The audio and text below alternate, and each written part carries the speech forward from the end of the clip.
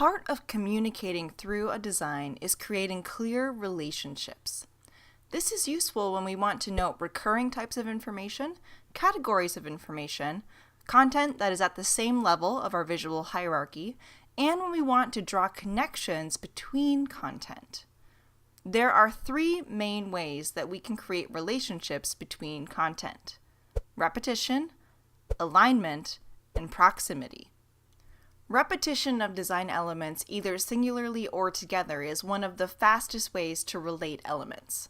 Remember how our brains create schemas or patterns that help us identify objects and information?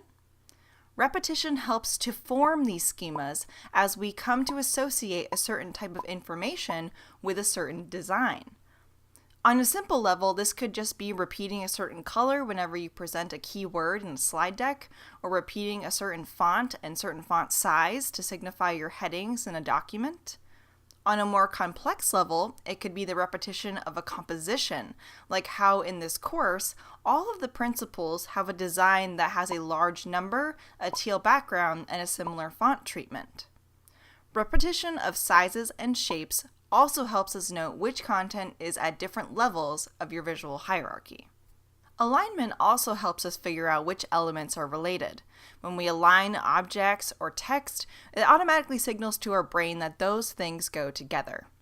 Alignment also assures us that everything was placed with a purpose. This is one of those secrets to a sophisticated design. Nothing in your design should look like it was placed randomly. We deal with alignment a lot in documents, and when we align text to one side of a paper, for instance, we are signifying to our brain that all of that text is a related body of information. Proximity is another way we can relate content. The closer the elements, the more we associate them as being related. Proximity can also be used to disconnect information, which is a useful function of this concept.